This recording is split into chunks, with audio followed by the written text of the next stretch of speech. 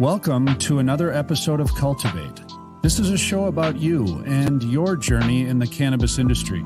It's moving fast, but there's room for everyone.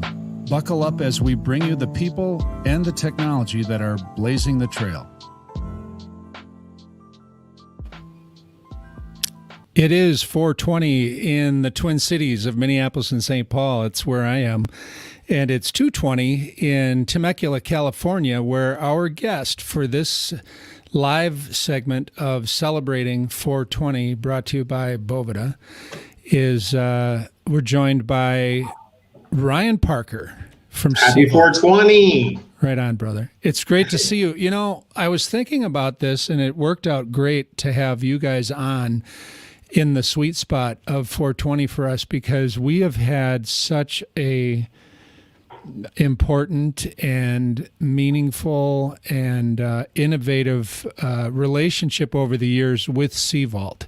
So it makes really good sense for us, the engine that goes inside the Cvault to keep the cannabis at peak quality and protect the terps, save the terps, with the company that provided the original humidor for cannabis. I mean, you guys were the original. You guys, I mean, this was an innovation. I think you guys have absolutely rocked it as far as delivering a quality product to a hungry audience. How you doing?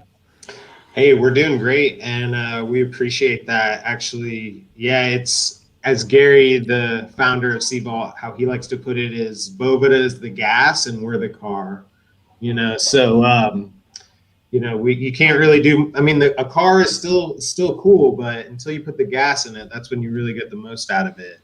And I mean, it's funny you talk about the original humidor. Like Gary, the original ones that he came up with, they're actually like really heavy wooden boxes because they're based on a cigar humidor. And now we are where we are today. Well, and Ryan, you and John are the face of Cvault. You're the personalities that we see in all the social posts. Two guys that are pretty much doing the majority of the interaction with the public about how to get a hold of Cvaults, how to purchase Cvaults. You're selling all over the world, and you've been there for a couple of years. I know. When did you start?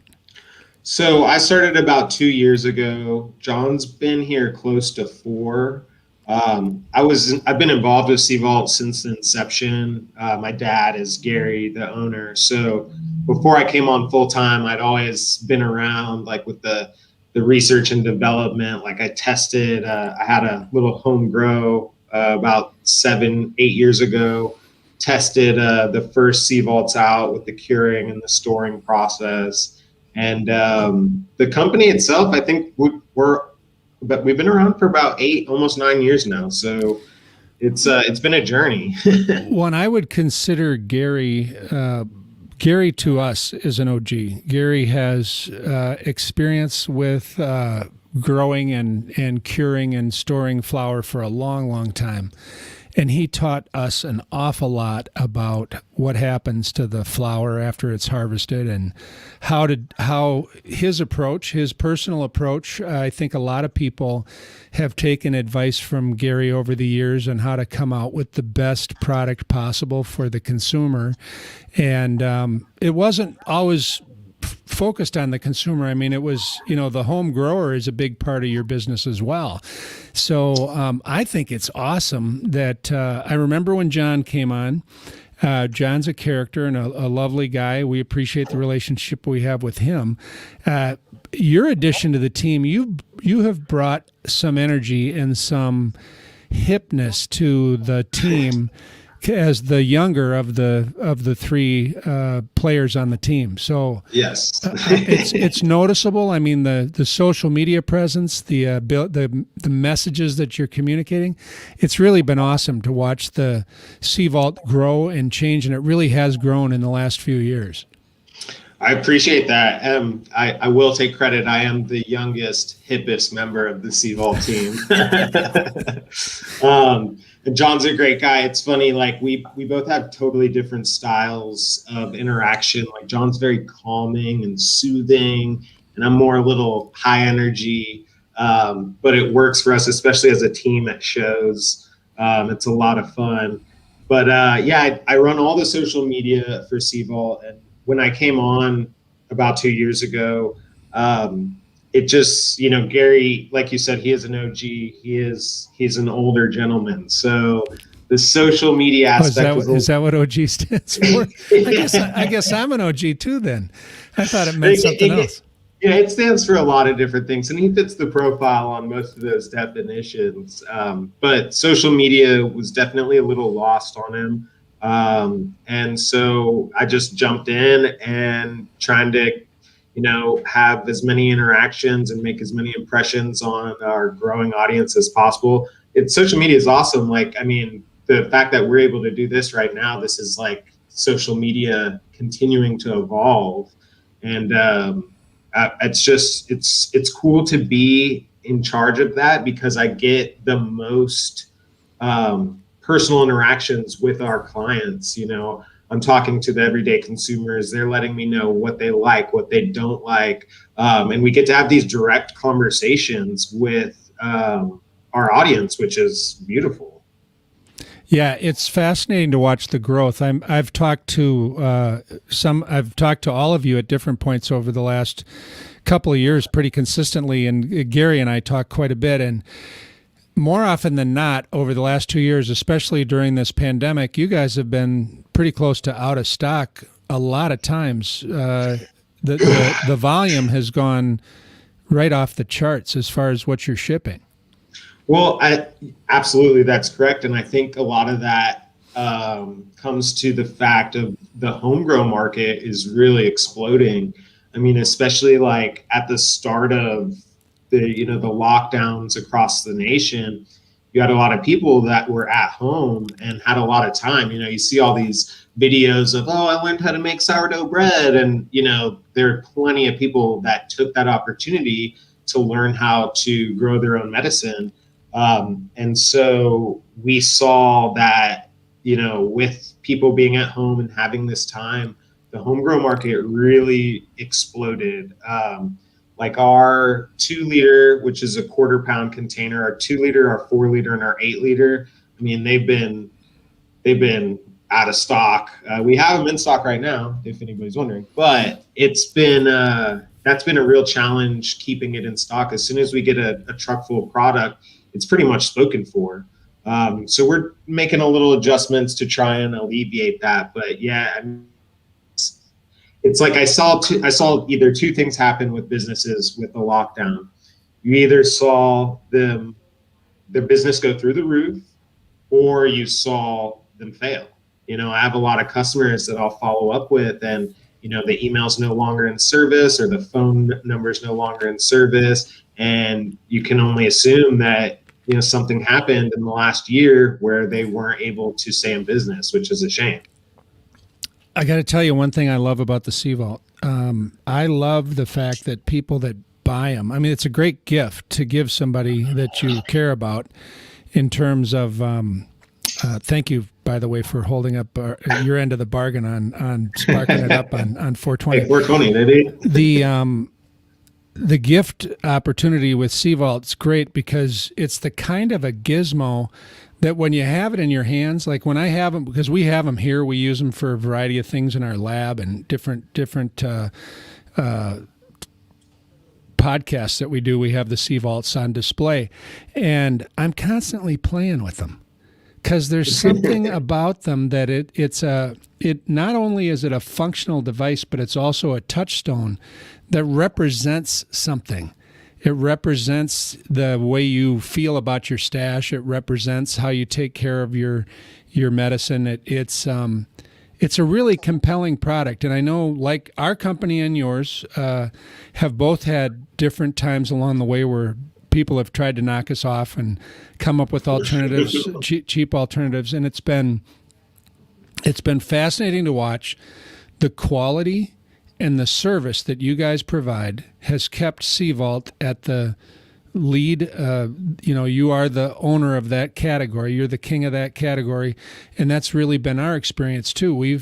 Because of our customer service and the quality of our product and the performance of our product, it's really considered by many to be the really top drawer opportunity for people in terms of the actual physical storage container and the car and the engine or the gas that runs the engine. It's a cool partnership. It's been a great relationship. What do you got on deck for 420? You got you going to a big hootenanny, or what are you doing? COVID eliminate that for you? So yeah, COVID definitely eliminated that for us. We are going to start doing events today. Personally, for me, I got my first shot. Oh, I thought you were going to say you got your first tattoo. I thought you had a tattoo before. No, I got a few of those. So you got your first shot. Congratulations. Yeah, it was pretty interesting experience. I went to like what's known as a super center, and it was at a fairgrounds in San Diego. And I mean, really efficient process. There were thousands of cars there, and I wasn't there for more than 30 minutes until I was in it. And you stayed in your car, and they came by and gave you a shot? Yep, stayed in my car. Actually, I had a little bit of marijuana in the car, and the guy giving me my shot, when I rolled the window down, he was like, "Oh, are you nervous?" And I was like, "Oh, a little bit, not really." And he's like, "Oh, well, I just figured that it smelled like weed in your car because you're maybe a little nervous about getting the shot. Maybe you smoked a little bit." He was like, "No, it always smells like weed in my car." Yeah, that's the absolute truth. And then he goes, "I'm actually a cop." And I was like, "Cool." And he was like, "Yeah, I don't care at all." He's like, "Just be careful." I'm like, "Oh, it's definitely a different time we're living in right now." Yeah. Yeah, it is. So you got your first vaccination, and you're not having a reaction to it. Are you going to do anything special today? Maybe smoke a little more? Well, yeah, definitely that. 420 is, I'm definitely got a lot of social interactions going on. People are pretty active on social media today, so I'm going to tune into some Clubhouse chats. And I'm going to do the same thing. Yeah, exactly. It's a beautiful day, especially it's interesting, like as every year that goes by, like 420 evolves as far as like the events for the day go. It used to be like a thing where in other states, where it wasn't where it is now, that they would just like do like underground secret things, little secret gatherings events. And then now you have, if it weren't for COVID, you'd have, some pretty insane parties. I'm sure there are some, going on. So we've been preoccupied with the verdict on the Chauvin trial that came out just a few minutes ago, guilty on all counts. And I think everybody in our area is breathing a sigh of relief. It's the safest outcome for all of us. It's been a really turbulent year in the Minneapolis-St. Paul area. And, I think about 420 in terms of the solidarity amongst the cannabis community and the solidarity that the cannabis culture really represents. It's underlying everything. There seems to be, or my experience of it has been, a real ethic of kindness and inclusion and tolerance, and people going out of their way to help other people find their way. I mean, that's what my experience has been with all these shows that we've done, so many of them that we see you guys at. Are we ever going to get back to live shows where we're back on the road again? Yeah, so I think our first show coming up is at the end of next month, Oklahoma CannaCon. Good. Yeah, are you guys going to be there? I'm going to be there. Ah, nice. Awesome. OKC, that's great. Yeah, I'll be at OKC, and then I'm going to TPE, the combined premium tobacco and cannabis show in Vegas in May. Oh, nice. We're doing CannaCon Oklahoma, and then at the beginning of June, we have another show in Tulsa that's a concentration. It's called Concentration, so it's extraction-based. And then we're actually doing CannaCon in Biloxi, Mississippi. So that's going to be cool. I'm interested to go down there, see what they got going on. Have you been to Mississippi? I have. I used to live in Atlanta, so I've been to Mississippi before, but I've never been to Biloxi. I've heard Biloxi is kind of a fun place, so Awesome. Yeah. interested to see what kind of trouble we can get into down there. I'm gonna have to look into that because I'm always drawn to good food, and that area, that part of the country, has got some amazing food. I actually got a tip. I was talking to Karen. She runs our website and their site, Canasite, really awesome company. But she was telling me that Oklahoma City has great food. Well, they have And some of the best beef in the country. yeah, I hadn't heard about that. So now I'm doing all this research, like planning every meal for John and I. Well, let's get together in Oklahoma. We'll put together sure. some sort of a spot and get some social out on that. I just Yeah. want to thank you and thank John and thank Gary for the kindness, the friendship, the support over the years. You guys have been great to us. We love working with you. It's a privilege to know you. And Yeah. we wanted to celebrate 420 with you. What was you were doing some signs about 420. Was there some special? Oh no, I was just throwing my hands. I'm sure there is. Actually, there's this. If you see 1620, so that's military time for 420. This is Operation 1620. They're a veteran cannabis access group. So, there are some secret 420 groups out there. Oh, that's good to know. I'm going to look into that because we've been all over the veterans groups over the years, and They're I know really cool guys. and I know you guys have been too. Ryan Parker, the young, fresh face of Cvault, joining us today, celebrating 420. Ryan, really a pleasure to have you. To you and yours, a happy 420. Get out there and enjoy it, and I hope you don't have any side effects from your shot. Yeah, me too. Thanks, Drew. Thank you to the Bovida team. Looking forward to many more years of us working hand in hand and trying to keep everybody's weed at the pristine conditions. Right on. Save the terps, and we'll see you in Oklahoma. Save the terps. See you, All Drew. right. Thanks. See you, Ryan. Thank you.